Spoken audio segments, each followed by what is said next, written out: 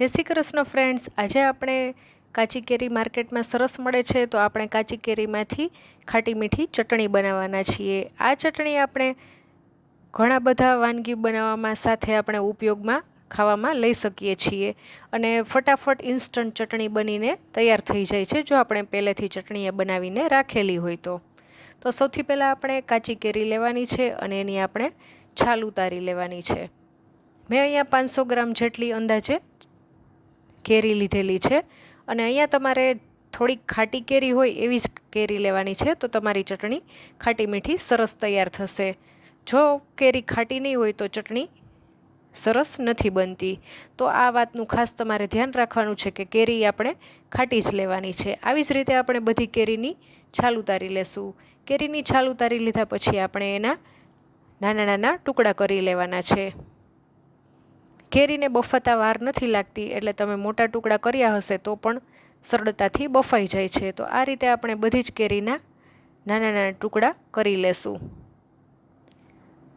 અહીંયા અંદાજે 1 વાટકી અને ઉપર થોડી કેરી એટલે કે 1.25 વાટકી જેટલી કેરીના ટુકડા મારે થયા છે। તો અહીંયા આપણે 1 વાટકી સાકર લેશું અને 1 વાટકી ખજૂર લેશું અને 1.25 વાટકી જેટલું આપણે કેરીના ટુકડા ઉમેરી દેશું અને કુકરમાં આપણે અડધો ગ્લાસ જેટલું પાણી ઉમેરી દેશું અને ઢાંકણ બંધ કરી અને 2 સીટી વગાડી લેવાની છે। 2 સીટીમાં કેરી આસાનીથી બફાઈ જાય છે તો વધારે આપણે બફાવા દેવાની નથી। પછી કુકર ઠંડુ થાય એટલે આપણે એને ચેક કરી લેશું તો કેરી આપણી સરસ ખજૂર ને બધું બફાઈ ગયું છે। હવે આપણે એને બ્લેન્ડરથી એક રસ કરીને સરસ રીતે ક્રશ કરી લેવાનું છે। તો તમે જોઈ શકો છો ચટણીનો કલર પણ ખૂબ જ સરસ આવ્યો છે। તો હવે આપણે ચટણી ક્રશ થઈ ગઈ છે, હવે આપણે એને ગાળી લેશું।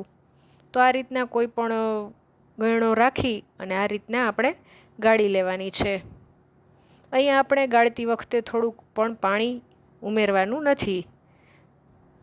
આ ચટણીને તમે ભજીયા બનાવ્યા હોય કે સેન્ડવિચ કે દાબેલી કે કાંઈ પણ બનાવ્યું હોય તો સાથે તમે આ ચટણી ખાવાના ઉપયોગમાં લઈ શકો છો અને ત્યારે આપણે ચટણી બનાવવાની ઝંઝટ રહેતી નથી। અહીંયા આપણે ચટણીને સારી રીતે ગાળી લીધી છે। હવે આપણે કાચની સાફ કરી અને કોરી કરેલી બોટલ લેવાની છે। બોટલ ભીની ના હોવી જોઈએ એ વાતનું ધ્યાન રાખવાનું છે। હવે આપણે એમાં ચટણીને ભરી દેશું।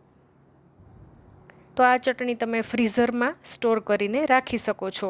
પછી જ્યારે તમારે ઉપયોગમાં લેવી હોય ત્યારે એટલી કાઢી અને એમાં થોડું પાણી ઉમેરી અને મીઠું, ધાણા જીરું પાવડર, મરચું પાવડર અને થોડો ગરમ મસાલો એવું બધું નાખી મસાલા અને તમારી ચટણી તૈયાર થઈ જશે।